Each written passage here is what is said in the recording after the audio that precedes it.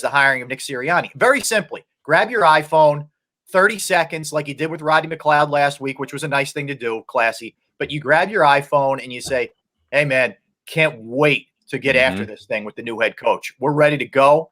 We know what last year was, fans, and we're looking at that. That ain't happening again on my watch. Right. It's pretty simple. And by him not saying anything, it tells you that he wants out of here. And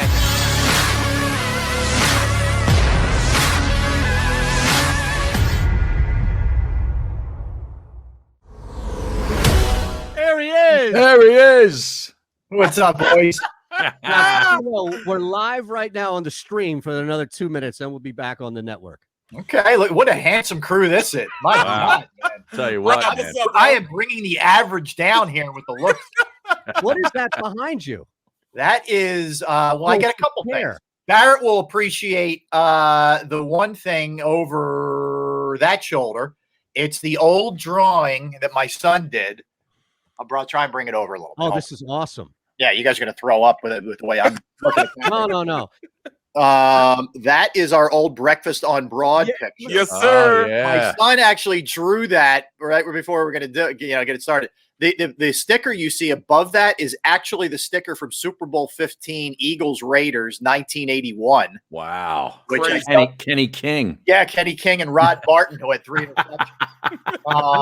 What else is there? That hoodie, by the way. Yeah, look at that hoodie. Okay, so this is my in case anybody ever wondered, I'm in the Hall of Fame in my high school. I got to hang this kind of stuff up because there's no other Hall of Fame that's ever going to take me. Honor, yes. That's amazing.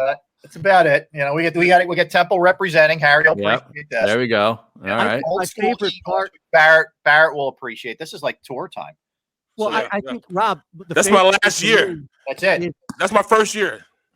The This last one- year that colors. the reason why I even asked you, though, to be honest, was I didn't know what you were sitting on. Hmm. It Oh, looked like, so check this out, right? yeah, this thing. This Look at this.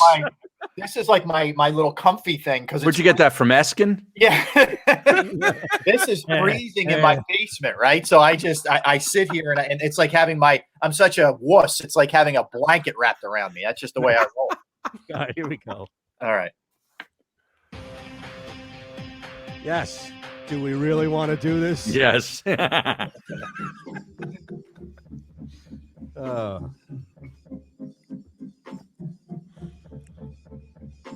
This is The Middle on the SportsMap Radio Network. Presented by Rocket Mortgage. Live from the O'Reilly Auto Parts Studios, here's Eitan Shander, Barrett Brooks, and Harry Mays. As always, we maintain you should be sticking around throughout the breaks. We are live, phillyvoice.com/themiddle, as we are now back across all SportsMap radio platforms, including 1490 AM Sports Betting Radio in Atlantic City, and joined by a man that all three of us have worked with in multiple capacities, who we maintain is one of the good guys that you'll find rare in this business, but Right. Yes. and also noted Cowboys hater / Levine lover, Rob Ellis at RA Ellis Sports. You can hear him, of course, on Sports Radio WIP here in Philadelphia, and the show on CBS3 Sunday mornings, Odds On. Congrats on everything. You continue to kill it, Rob, and we appreciate you joining us, man. Him and Gunner. Yeah, with my boy D Gunn. So if Zach Levine had like some kind of I think it's Adam Levine. Adam Levine. Adam, not Zach. Yeah. If Yeah. Adam had like a really hard paper route in his life and really had some issues, that's kind of me. Like that's what he would look like if he really went through some tough stretches in life. Right. That's what he'll look. I'm like the bad uncle Adam Levine. How it could have all gone wrong. Without the tattoos. Yes, Right. you don't know that. I might take this thing off and show you some things, Harry. Don't assume. Don't assume. Bro. You know what happened. Bro, we had upper Darby tattoos. Yeah. Right. Exactly. He is but you don't understand. He's like he is the guy, man. I went to this Irish bar one time, and he's like front and center. I mean, he's just like Norm in the bar. Oh, Got the Jeff cap on too, yeah. right? It's not like I said, I'm Barrett Brooks. I play for the Eagles. I said, oh, you're Barrett Brooks. You work with my boy. My boy. I said, who? Rob Ellis. I'm like, yeah, that's how they know me. I work with Rob Ellis. That's my claim. Not this Super ring, but that I work with Rob Ellis. That's what I'm talking isn't that about, a shock, Barrett, that I'm known at a corner Irish bar in Delaware County? It's a shocker. I can't, who would have thought? Stereotyping. Yes. Delco to a T, though. Yes. I would be shocked if it weren't. I know. Barrett, what sport did you play? Right. Wrap your arm around you. Super Bowl what? Yeah. No. Oh, you know Rob Ellis. You could drink for free, baby. Yeah, I see. Barrett, even now, I'm still taking care of you, man. I get you free drinks wherever you go in Delaware County. Harry knows. Harry. Yeah, the Triangle Tavern or whatever it was, right? Trophy. The trophy. That's Right. it. The trophy. So as we've told you all before out there, Rob and Barrett were on a show on NBC Sports Network, Comcast Sports at the time, right? Breakfast on Broad, and we are trying to get a full Bob reunion back, and we're going to do it to surprise Barrett. So we're not going to tell him ahead of time when the day is or when it's coming, but you're on board. You're the hardest piece to track down. We know where Jillian is. We know where Sarah is. You're all over the place. It's harder to get a hold of Carson Wentz than it is me. Last I heard, Sarah's charging for her appearance, though. That's the problem. That's correct. You know what? Hey, why not? These days, got to do what you got to do. What's a Rob Ellis cameo cost? Eitan, Like it's way above everybody here's pay grade, man. We don't want to embarrass anybody. I can't really let me put it this way. Adam Levine is cheaper than me. Hey, remember we used to have to be there at 4 o'clock in the morning, and I would get there. Sometimes I get there like 3:50, and I would sit in my car until 4:05 just to make Jillian mad. She'd be sudden, and that's my girl. I love Jillian, but she'd be so mad when I used to walk in at 4:05. Well, she caught me one day. I would get the call, like they would all say to me, they'd walk over to my desk. Hey, can you call Barrett? Can you make sure that he's awake? So I became, Harry can appreciate this. So Barrett, that's where Barrett would do his car naps, his parking lot naps. Then I started doing those when Harry and I worked together. After I would do 1,000 down the Schuylkill Expressway from South Philly to get to Bala to our old haunts. And then I'd have 5 extra minutes to shut my eyes in the car because I got a 45 minutes sleep that night. Eitan, you can appreciate that. Yeah, man. Rob would literally walk through the door about 9:45, maybe, looking like the weight of the world was on his shoulders, and just he'd sit down, he'd throw his book bag. Oh, we got to get some angles, and we had a 4-hour radio show to put together and do, and it looked like Rob had just run a marathon. Well, he had just carried me for 2 hours. And I'll tell you what, the heaviest lifting started after 2 o'clock when we would get browbeaten for talking about music for 13.5 seconds where there wasn't the we lost 17 viewers when you brought up Adam Levine. Yeah. Guys, can I see you after the show? Yeah, that was beautiful.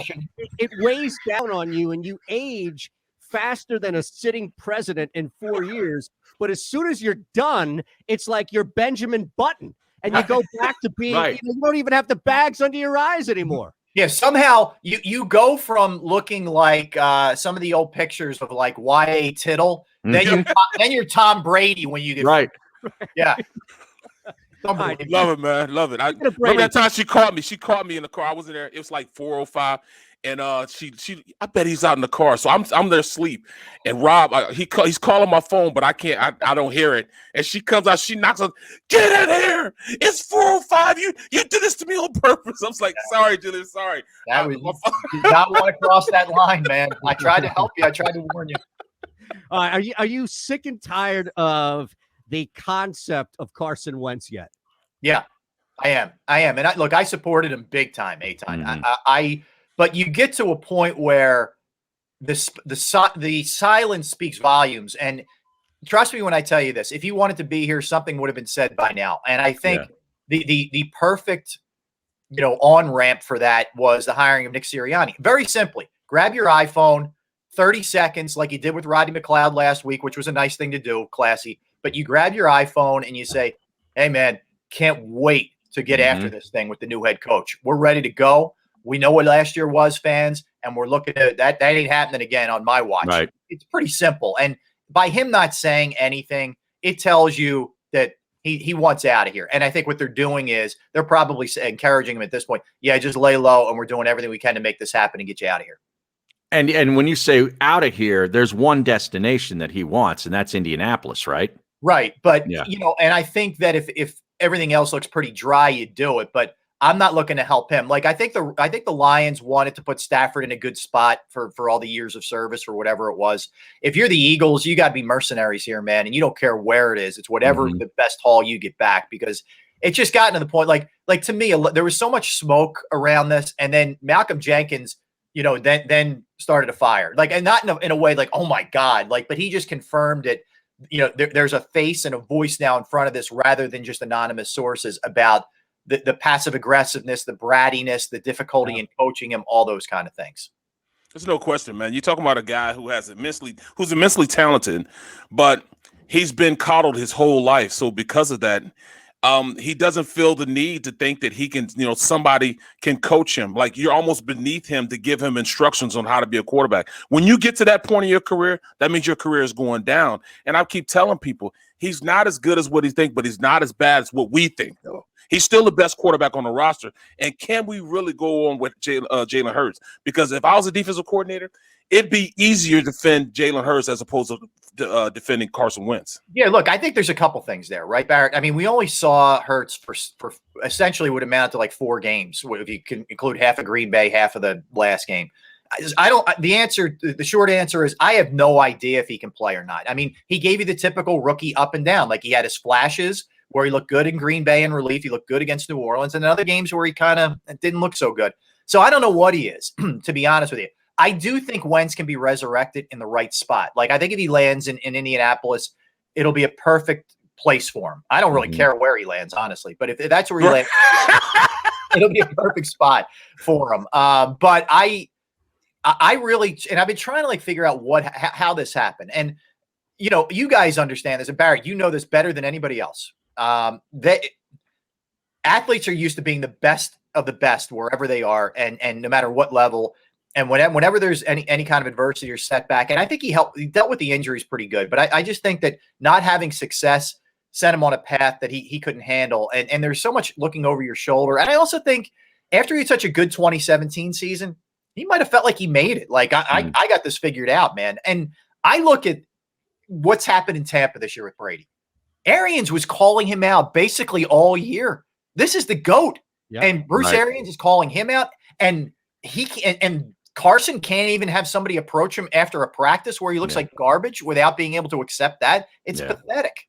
Yeah, we talked about that. Yeah, we talked about that in the first hour. So then what are you doing at 6? Are you staying at 6 and drafting the next quarterback?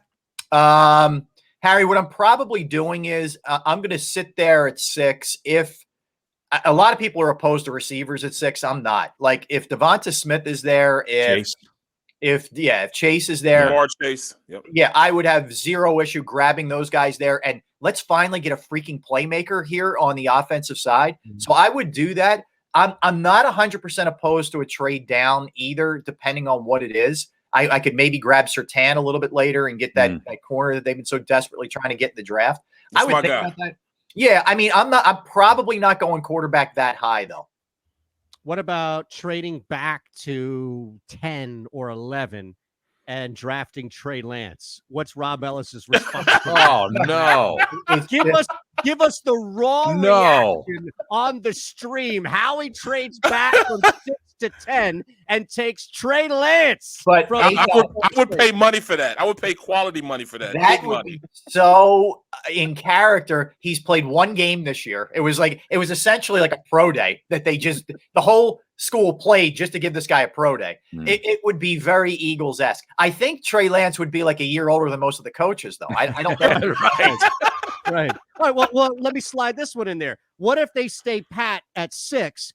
You've got 3 quarterbacks and 2 wideouts off the board, and they draft Kyle Pitts. I'm not hating that. I don't hate that either. I think Kyle Pitts is a future 5-6-time Pro Bowler. I think the guy's an absolute monster. And there's so much 12 personnel in the league now. And Barrett taught me well about the 12 personnel. But, I mean, you team him with Goddard. Yeah, you move on from Ertz. Yes. Yeah. And Ertz, assuming Ertz is going to be traded, that's a quarterback's best friend. I don't care who it is. So Pitts, and he's a Philly kid too, which would be yep. It would be a monster. He is. His coach is already here. Yeah, Brian's right. Here. Yeah, he is a beast. No, Eitan, I wouldn't hate that. I doubt they would do that high, but if you trade it back, that could make a lot of sense at like, I'd have to look at the projected, Mel Kiper 2.7. He's projected 12, 13, 14. Yeah, it sounds about right. Yeah. Okay. Rob, do us a favor. Hang for a sec. We're going to break on the network. We'll be back in 3. A quick one here. Rob Ellis is hanging out with us. It's the middle, Barrett Brooks, Harry Mays, Eitan Shander, phillyvoice.com/the middle, and Sports Map Radio. Are you looking for a place to track your action, purchase picks, and share your sports betting analysis with the gambling community? Check out JAKIB Sports, a social media platform with an unparalleled experience catered for the sports betting community. On the JAKIB Sports app, you can track all your NFL, NBA, and college basketball picks while getting real-time updates and injury reports all in one convenient place. Start building your following today and stand out amongst your friends by downloading the JAKIB Sports app on the Apple and Google Play stores. Let's cash some tickets and put it on Book It. I would not. All right. So, did you you guys are on this Sunday, right? I'm sure there's a jam show for you guys. A bunch of props and stuff. We have 2 shows, so I figured you guys are at least. Did they extend it, or is it still the 30 for the Super Bowl? Oh, it's still 30. Yeah, but we do. Yeah, we were on last week as well. Yeah, we go all the way until the NCAA championship game. Oh wow. Yes, I was going to ask you that because what is that Memorial? What's the first one that comes? Memorial Day, right? No, NCAA. NCAA. Basketball. NCAA is usually first week of April. Yeah. So yeah, we so that it does it gets you're going to get a lot more. It's challenging this year because there's so many postponements and whatnot. Yeah. But yeah, so after this week, it'll be heavy NBA, NHL, college hoops, and then a lot of baseball props, which we started working in last week. Like we did NL MVP odds, and we'll start doing like futures for divisions and World Series and all What that. about Embiid for the MVP? Yeah, I mean that Harry, we did it. I think we did it like 2 weeks ago on the show, and the way that it's leaped. I mean, I think he was like plus 1,400. I want to say something like that, or 1,600, and It was higher than that a month ago because we got them in the 2000s. Yeah. If you got that before the season, Eitan, oof, man, it was like I think it was like 2,200 or something like that. Yeah, absolutely. How about the big men is extinct argument from people when and this month it was Embiid and Jokic winning the player of the month in both. Right. Right. Well, But I mean, you remember Heelan? I had him on for my column this week, and he votes for the MVP. I didn't even realize it, but yesterday he put out a piece on NBC Sports saying he's voting for Joel Embiid unless there's significant change. Yeah, I mean, I definitely think here's the thing the real challenge I think is going to be Durant in that the name, the comeback story, the market he's playing in, those kind of things. But I think that there's no question right now Embiid's the leader in the clubhouse. Yeah, he's just got to physically survive, though. That's still a question. The narrative that LeBron is going to have on his side. Well, maintenance days is going to kill him, man. Those maintenance days are really going to kill him this year because LeBron plays every single game, bro. He does. It's incredible what I mean, it's from a physical standpoint, he and Brady are just ridiculous. What they've been able to do. I told you I stopped eating strawberries. Is that it? Yeah. Is that a game changer for you? Yeah, man. Yeah. The goat says don't eat strawberries. Hey, you can't eat them anymore. Radio Network. Presented by Rocket. You get the Andy avocado ice cream. Here's Eitan Shander, Barrett Brooks, and Harry Mays. We slowly and subtly, we ran one of these Jedi mind tricks over Rob. I think if we just keep him on and don't sign him off, right, gonna hang with us. He's a radio TV professional. He's waiting for the sign off. Yeah, he pulled an overnighter, and he's coming off a night shift show. Yeah. You guys know it's the oldest move in the book. Like, hey, can you hang a minute? Right. Next thing you know, you're on a show for like an hour and a half. You're like, can you hang through the break? Well, hold on. You know what he used to do to me? He used to do that to me, but then he would go like, all right, can you stick around for a minute? All right, Brooks is going to stick around for a minute. And I'm like, how did what just happened? That's the move. Or you give him the bad comp. You're like, you've been fascinating, man. We need more out of you. Just Rob remembers that a couple of years ago when he and I used to work together in the middays, there were some issues with the show after us a few times. And the program director wouldn't even come and ask us. They'd send Jason, and Jason would push his way into the studio during one of the breaks at like 1:30, right? We got a half hour to go. We're in the home stretch. We're almost done. Rob's packing up his stuff. So am I. And then it was like, got a little issue. We need you guys to hang till 3. And the look on our faces was just like, oh my God. I was so. You ever see the Seinfeld episode when Kramer's driving the car around on E just for the exhilaration? Yeah. I'm on E, except there was no exhilaration. I needed like an IV. Yeah. You're on E, and Harry's the sales guy next to you, holding on for dear life. Like, we're gonna run out of gas. We're gonna run out of the gas on the side of the road. Yeah. And meanwhile, we were asked to stick around longer, but we were given. We had one thing we could talk about. There was nothing else even allowed. I'm like, all right, how are we beating this dead horse?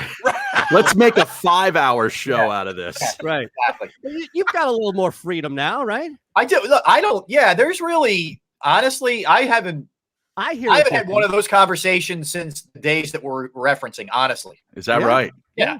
And I hear it. I mean, and I'm not. I know you, and I've listened to you forever, and it sounds like you have. It sounds like you're having fun. Yeah, on the radio, Rob. I do. And look, you guys know this. I mean, part of when you work some crazy shifts, you also have a little bit more leeway. It's one of the advantages. True. So yeah, I know. I honestly, it's all me. Whatever, if it's bad or good, it's all me.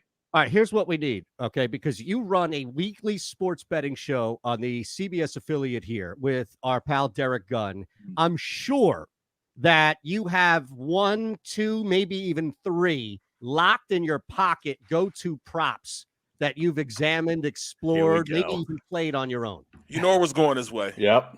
Okay. Everything comes back to a bet. We got Jeff Parles on in 10 minutes. I'm going to ask him the same thing. You know that. Harry's taking copious notes. No, I just saw a tweet from Philly Godfather that the Dogs have covered 12 of the last 20 Super Bowls. So I'm writing that down. Okay. I'll tell you, what's interesting, guys, is you look at the amazing thing about the Chiefs is they won 25 to 27 games overall, right? And I mean, think how hard that is to do in the NFL. But they're a bad cover team. But the thing is, it's fascinating when they're a 3-point favorite, in which it's sitting. Quite frankly, I'm surprised. It'll probably get up to about 3 and a hook, I would guess, by game time. But it hasn't really moved all that much. Their numbers in that situation are pretty good when they're favorites of 3 or less. With a short line, they are actually good. But I'll give you a couple props off of the just straight up lines and all that stuff.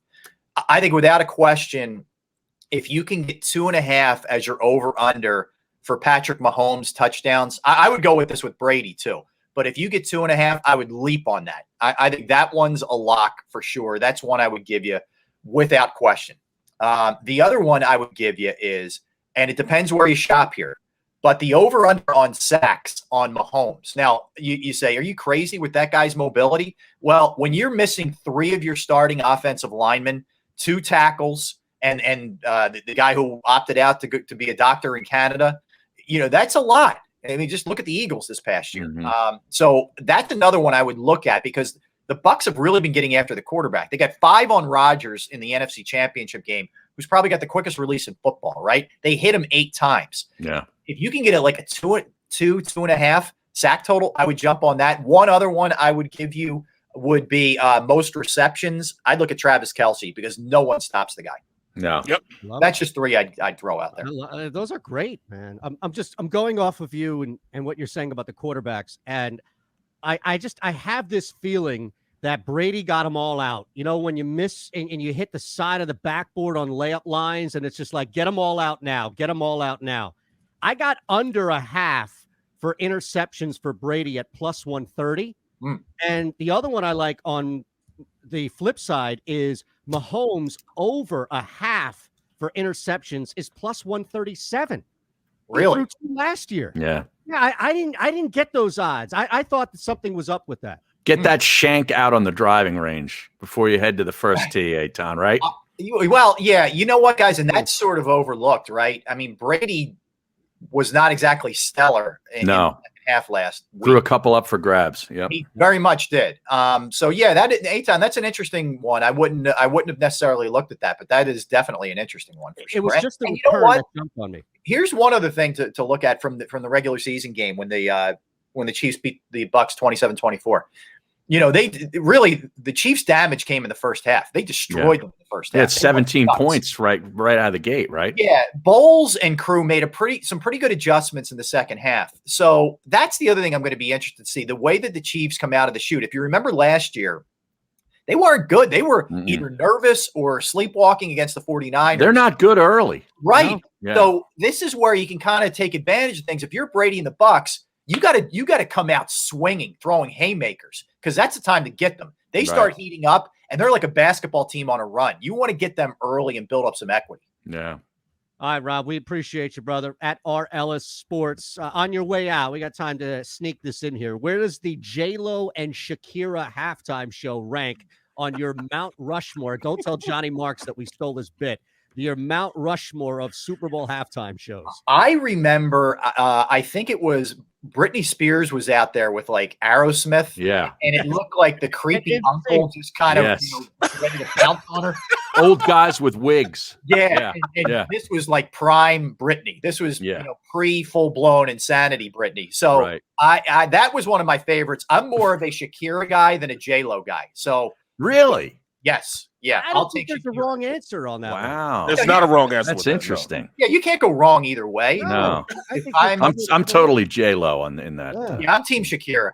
Okay. I'm surprised that Gloria Estefan, Stevie Wonder, and Big Bad Voodoo Daddy didn't make your list. What year was that? Oh my! What? I tried to block that out. Was that a Pro Bowl? That happened or a Super Bowl? That's 1999. I think it was an East-West Shrine game. Wow. Oh my God. No, if it was, don't worry. Barrett watched it. Yeah, right. Barrett broke it down. Hey, I've been telling these guys, Rob, I'm on hockey now, man. I've been rocking and rolling with it, man. So who's your guy now? Moose is his guy. Come on now. What did you guys used to call it? Brothers with what was it? Brothers on the blue line. Yeah. That's right. I love it, man. Have a segment like that. I didn't know anything about hockey when I first started, and he was like walking me through it. He'd leave the breadcrumbs, and I eat the breadcrumbs. He's telling this, you got to watch it, man. You got to watch it. Well, I would see here when we did the show, right? So we had to be up, as Barrett said, we'd be in at 4 a.m. for a rundown meeting. So I got to cut off in about 10 seconds. I got to make this quick. So I would stay up and watch the game. So I would go in there like a zombie, or whatever, and then we do our thing. But anyway, fun being with you guys. You guys are the best. Great segment. Outstanding segment. That's amazing. Jeff Quarles next. Wow, that was great, man. Bro, thanks, buddy. Man. Thanks, boys. You guys are awesome. My God, man. Real quick, but that was awesome. Appreciate it, man. Thank you, fellas. Great being with you. All right, take care. You got it, buddy. See ya. That was my boy, man. We got to get that Bob reunion, man. Oh, yeah. Bro, I used to get in so much trouble from Jillian, man. And then me and her was like this. We were like peanut butter and jelly, man. We were just cool, man. But she knew I used to do it just to irritate her. Just to irritate her, man. She'd be so mad at me.